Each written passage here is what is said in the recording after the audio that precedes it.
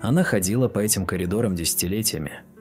Тяжелые двери театра, вечный полумрак гримерок, затхлый запах кулис – все это было ее миром, ее храмом, ее ловушкой. Здесь она отдала саму себя. Здесь ее голос звучал сильнее ветра, взгляд прожигал через зал, а пауза становилась громче слов. Но теперь все стало другим. Зал молчит, а свет прожекторов больше не греет. Старенький лифт не работал, и она медленно поднималась по лестнице, сдерживая дыхание. Соседи почти не здоровались. Кто-то узнавал и отводил глаза. Кто-то просто не знал. В глазах тех, кто знал, неловкость, ни страх, ни сострадание, стыд.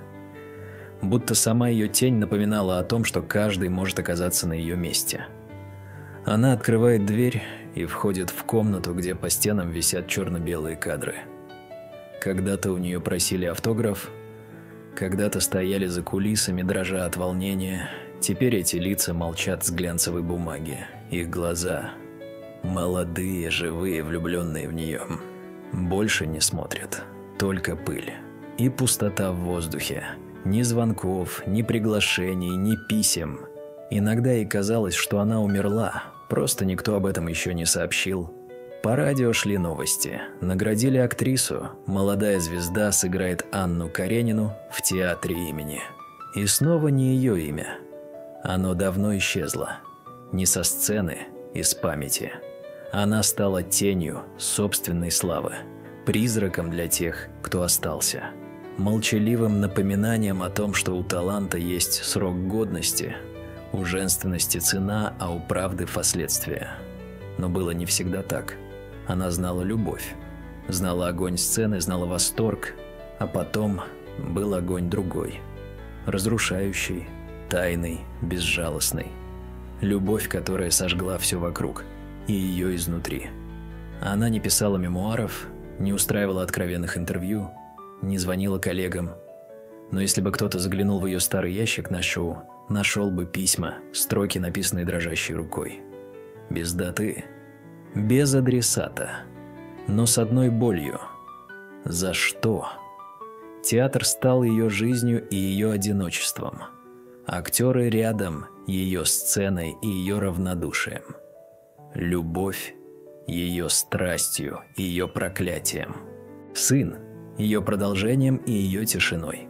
Ее жизнь была прожита как великая роль. Только финал не написал никто. В молодости ее взгляд был слишком прямым, голос слишком чесним, а душа слишком обнаженной для того світу, в якому краще було мовчати, удавати, грати навіть за лаштунками. У неї ніколи не було акторської маски в житті. Те, що вона відчувала, читалось у кожному русі, кожній інтонації. І цим вона обезброювала, але й викликала страх у колег, у жінок, у режисерів, у чоловіків.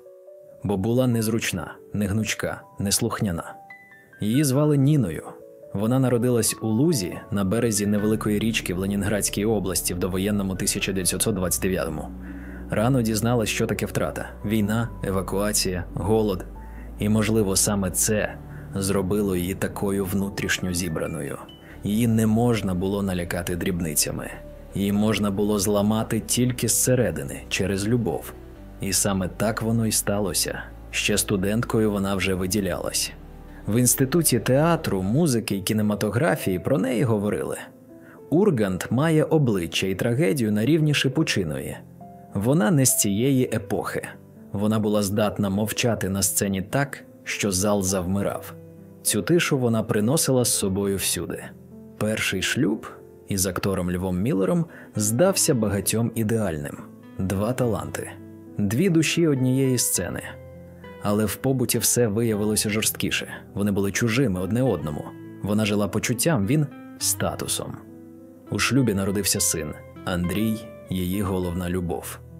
Але і він не врятував шлюб. А потім прийшов той, хто зруйнував все. Це було всередині 50-х. Він був актором, молодим, блискучим, блискучо-цинічним і страшенно харизматичним. Її тягнуло до нього з тією самою силою, з якою тягне в прірву. Вони почали бачитися після репетицій. Потім вночі. Потім, коли він обіцяв піти від дружини. Потім, коли вона вже не могла зупинитися. Сусіди перешіптувались, колеги мовчали, але дивились з презирством. Хтось навіть погрожував. «Ти ж розумієш, чим це закінчиться?» Але вона не слухала. Вона вірила. Заборонене значить справжнє. І що він справді прийде, що віддасть їй своє життя. Але одного вечора він сказав: «Я не можу. Вибач». Міллер пішов. Коханець не залишив сім'ю, а вона залишилась з порожнечею. У кімнаті, де були сльози, дитячі речі і мовчання телефону. Саме в ті дні вона почала носити чорне. Не на сцені, в житті. Чорне пальто, чорна сумка, туфлі без каблуків. І це була не гра. Це була її нова роль. Жінки, яка пережила пожежу всередині. Вона не влаштовувала істерик. Вона не писала листів. Вона просто мовчала. З того моменту театр почав віддалятись. Її наче не виганяли, але перестали помічати. Ролі менш яскраві. Афіші без її імені. Режисери почали обирати зручніших. Хтось з колег навіть прямо сказав: «Тобі краще піти, поки не вигнали». І вона знову мовчала. Але найстрашніше було не це. Найстрашніше те, що вона відчувала провину. Не перед чоловіком, не перед театром, перед сином. Бо в гонитві за коханням вона втратила опору. І десь у глибині душі знала. Андрій віддалився не просто так. У її житті почалась інша епоха. Епоха виживання. Без імен, без овацій, без любові. Іменно тогда и началась ее долгая дорога вниз. Без скандалов, без громких заголовков. Просто медленное, неотвратимое угасание. Как будто кто-то повернул ручку света, и все стало тусклее, слабее, тише. Сказать, что это было падение, значит ничего не сказать. Это была невидимая тень великой актрисы, растворяющаяся в стенах театра, где каждый раз репетировали новые имена. Только не ее. И вот наступил момент, когда она поняла. Путь назад закрыт. Не осталось ни сцены, где ее бы ждали, ни партнера, в чьих глазах горел бы тот влюбленный огонь, ни даже друзей, с которыми можно было бы просто посидеть в тишине, не объясняя ничего. Осталась только она, Нина Ургант, сильная, пронзительная, гордая и все чаще одинокая, забытая, ненужная. После провала личной жизни и молчаливого изгнания из центра театральной жизни началась борьба за само существование. Но это не была борьба с кем-то, это была внутренняя война. Против обиды, против боли, против ощущения, что ее предали. Не один, а десятки. Те, кто говорил слова восхищения на юбилеях. Те, кто хвалил в глаза. Те, кто хлопал после премьеры. Те же теперь молчали, когда ее имя исчезало из репертуара. Те же отворачивались в коридорах театра. Те же перестали здороваться. Вся театральная братья, такая гордая своим единством, вмиг стала хором холодных теней. На одной из репетиций, когда ей снова урезали сцену, одна из коллег, актриса помоложе, с острым языком и протекцией режиссера, выкрикнула с ядом: «Ты не актриса, ты проблема с пристрастными глазами». Эти слова остались висеть в воздухе, как яд, разбрызганный по стенам. И никто, ни режиссер, ни партнер, ни завлит, не встал на ее защиту. Никто. Все молчали, а она повернулась и ушла. Без сцены, без крика. С тем же взглядом, который когда-то замирали ловить с галерки. Только теперь этот взгляд был направлен в пустоту. Сын рос. Андрей становился подростком, и тишина между ними только росла. Он чувствовал ее отчужденность, ее боль, ее закрытость. А она – его обиду, его настороженность, его стремление сбежать в другой. Светлый, шутливый мир, где не нужно жить под тенью Великой Матери, где не надо оправдываться за фамилию, где можно просто быть собой. И он сбежал. Сначала в молодежные спектакли, потом в юмор, на сцену, на телевидение. Ургант-младший стал своим для масс. Он шутил, и страна его полюбила. А она смотрела на него в телеэкране и не знала, радоваться или молчать. Ведь даже в своих самых светлых эфирах он редко вспоминал о ней. Ее тень не должна была мешать его свету. Он выбрал путь легкости. А ее путь был каменный, обвитый крапивой памяти. Когда Нине Ургант исполнилось 60, ей предложили сыграть роль матери в одном из сериалов. Маленькая скупая роль. 1 день съемок, 1 монолог. Но она согласилась, потому что хотела просто снова ощутить камеру, свет, речь. И в тот день на съемочной площадке произошла сцена, которую никто из технической группы не забыл. После дублирования последней сцены, простой, где ее героиня прощается с сыном на вокзале, она не встала с лавки. Слезы текли по ее лицу, но она молчала. И не было команды «стоп». Все просто стояли. Оператор опустил камеру, осветитель замер, режиссер ничего не сказал. Потому что это была не сцена. Это была она. Настоящая. Нина. Женщина, мать, актриса, изгнанница. Говорящая без слов. Кричащая без голоса. Позже, после съемок, никто из команды не решился спросить, что именно вызвало те слезы. Но многие поняли. Это был не текст сценария. Это была жизнь, прожитая ею без права на финальный аккорд. А потом снова тишина. Телефон не звонил, театр не звал.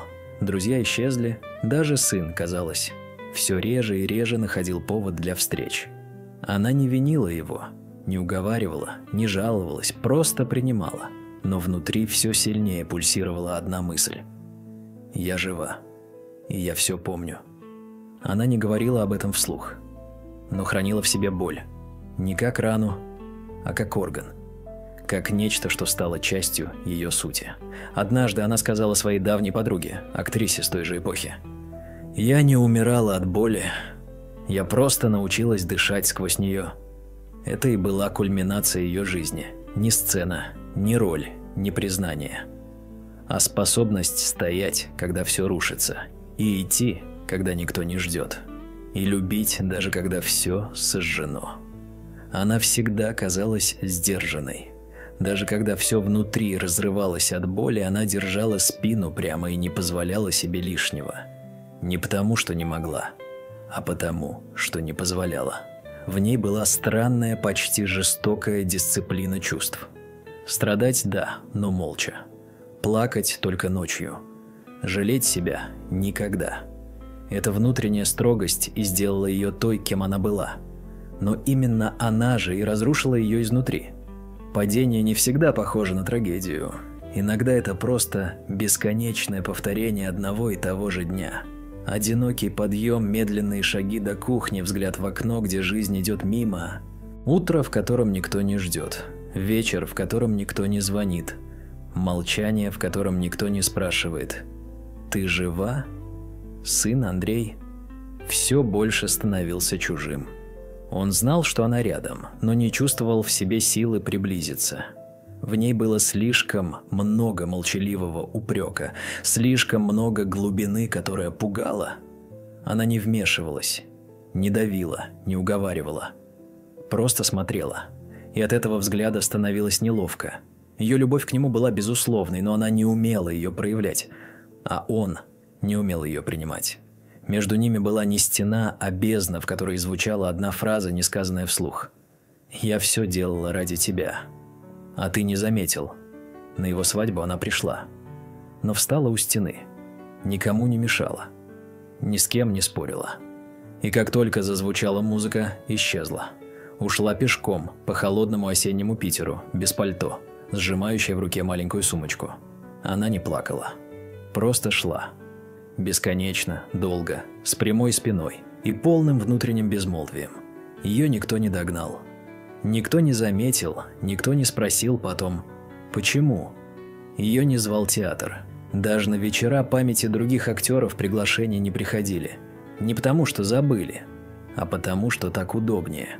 Старость, бедность, одиночество – никто не любит напоминаний о том, чем все может закончиться. А Нина была напоминанием. сильным, точным, прямым. Она вызывала стыд у тех, кто еще играл на гребне, и молчаливую тоску у тех, кто начинал догадываться, их ждет тоже. Соседи в ее доме говорили о ней шепотом. Гордая, чудаковатая, не здоровается. Но они не знали, что каждый ее день – это борьба. За достоинство, за память, за то, чтобы не раствориться в забвении. Она жила в квартире, где все осталось с 70-х. Старый диван, потертая обивка кресел, сервант с фарфоровыми чашками, которые никто не брал в руки много лет. На подоконнике засохшие герани, а на стене портрет в рамке. Она молодая, красивая, беззащитная. Взгляд с фотографии казался ей чужим. Слишком живым, слишком ярким, слишком далеким. Каждую зиму она болела. Простуда превращалась в бронхит, бронхит в пневмонию. Но она отказывалась от больницы, не хотела умирать под чужим одеялом. Хотела остаться в своей крепости, даже если крепость рушится. И в этих зимах было что-то особенно страшное. Не от мороза, от тишины, от отсутствия света в окнах, от редких шагов в подъезде, от холода не в теле, в душе. Однажды кто-то из знакомых сказал: «Она сходит с ума от одиночества». Но это было не так. Она не сходила с ума. Она помнила каждое слово, каждую сцену, каждый преданный взгляд из зала. Но все это было в прошлом. А настоящесть – это теплая кофта, темный коридор, плед и старый приемник, по которому иногда звучала классика. Она слушала Баха и думала: может, Бог все же слышит ее. Она не винила никого. Не звала к ответу, не писала громких писем, но внутри нее давно уже звучал последний монолог. Прощальный, только не для публики, для самой себя. Когда ты отдаешь все, не жди, что кто-то это вернет. Просто проживи и останься собой, даже если ты больше никому не нужна. Это было ее личное дно. Не сцена падения, а глубокая, одинокая тишина, где не осталось ничего, кроме правды. С годами тишина перестала быть пустотой. Она стала ее миром. Тишина не ранила, тишина не предавала. В тишине не было чужих голосов, осуждающих взглядов, полуправды и сплетен. Там не было театра, где ей не дали сыграть все, что она могла. Не было мужчины, который обещал и не ушел. Не было сына, который смеялся с экрана, но давно уже перестал слышать ее всерьез. В этой тишине был только один человек – Нина Ургант. И она научилась жить с этой женщиной, даже если с остальными не получилось. Старость – это не просто возраст. Это зеркало, в котором уже невозможно солгать себе. Она много лет избегала его, пряталась в ролях, в походке, в привычке держать осанку. Но теперь, каждое утро, проходя мимо зеркала, она смотрела в лицо женщине с усталыми глазами, с тонкими губами, с четкими морщинами боли. И однажды сказала вслух: «Ну, здравствуй, настоящая я». Этот момент был не просто принятием возраста. Это было признание поражения, но не унизительного, не жалкого, а тихого, человеческого. Она больше не боролась за признание, не ждала звонков, не перечитывала вырезки. Все это ушло, словно театральная декорация, снятая после спектакля.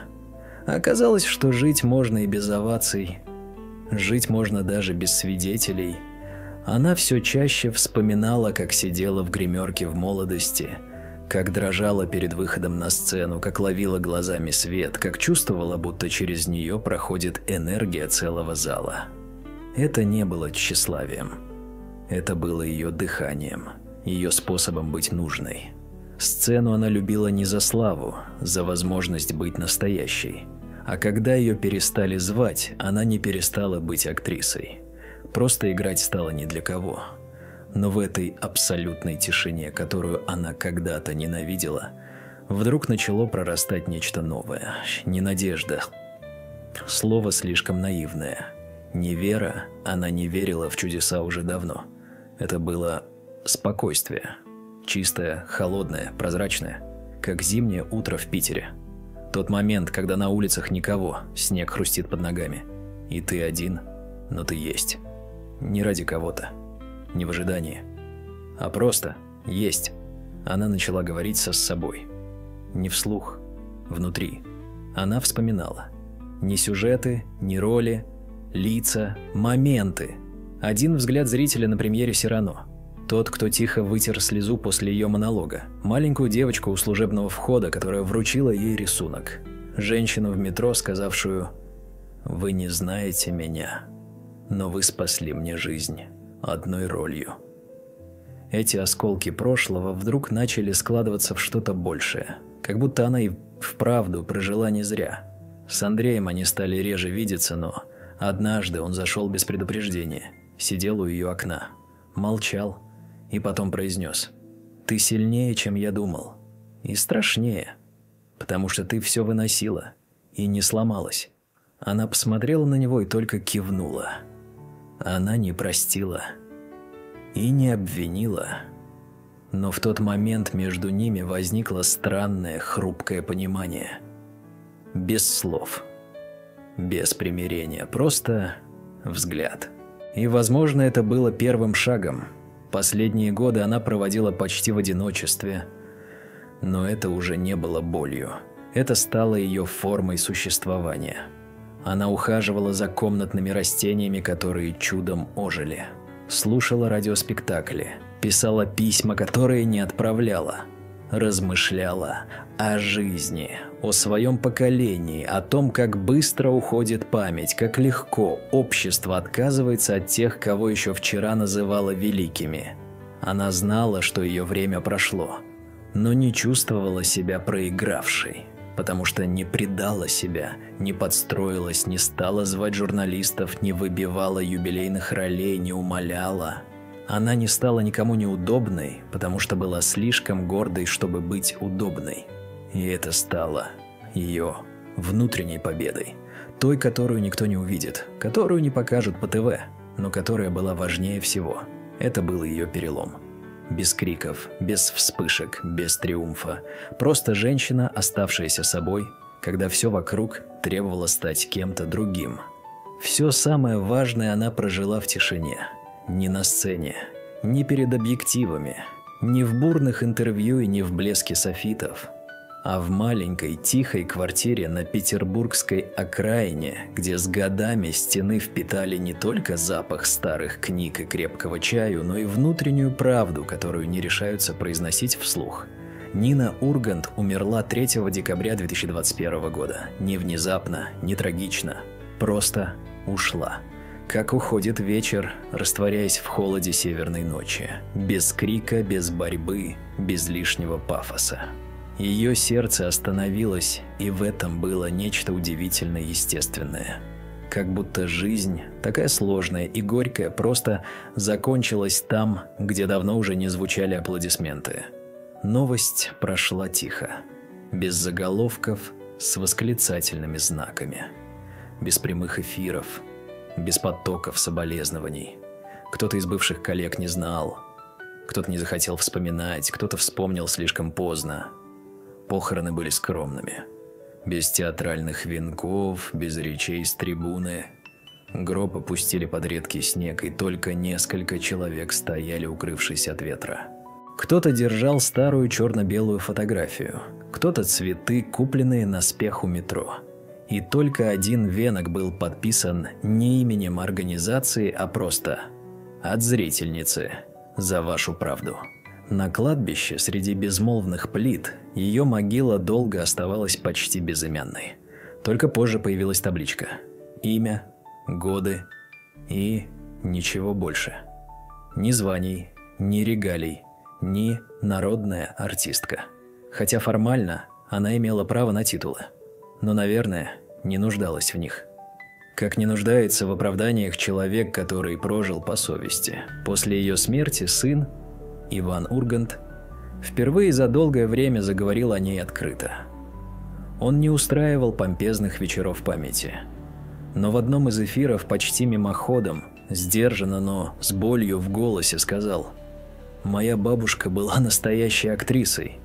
Не потому, что играла роли, а потому, что умела молчать сильнее, чем другие говорили. И в этих словах, пожалуй, было все. Потому что Нина Ургант не нуждалась в восхищении. Она его прожила и пережила. Она не стремилась быть в центре внимания.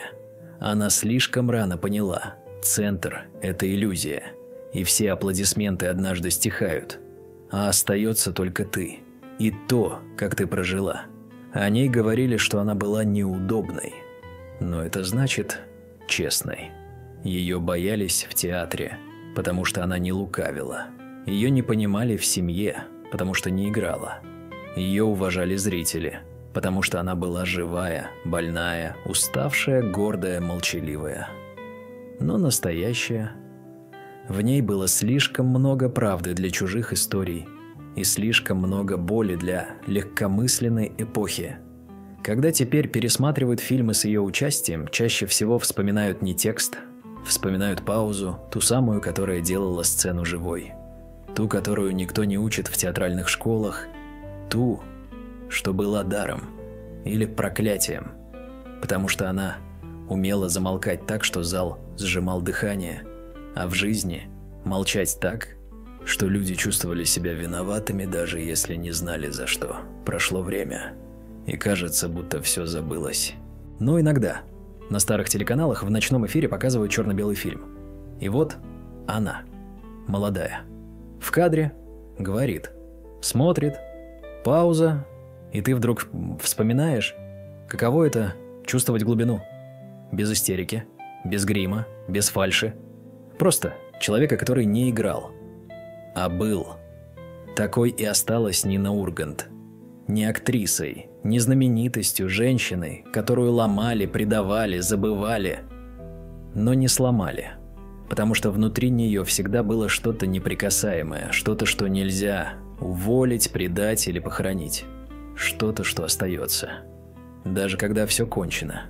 И, возможно, именно в этом ее финал.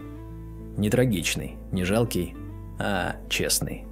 Как последняя реплика, сказанная почти шепотом. В тишину, которая громче любых оваций.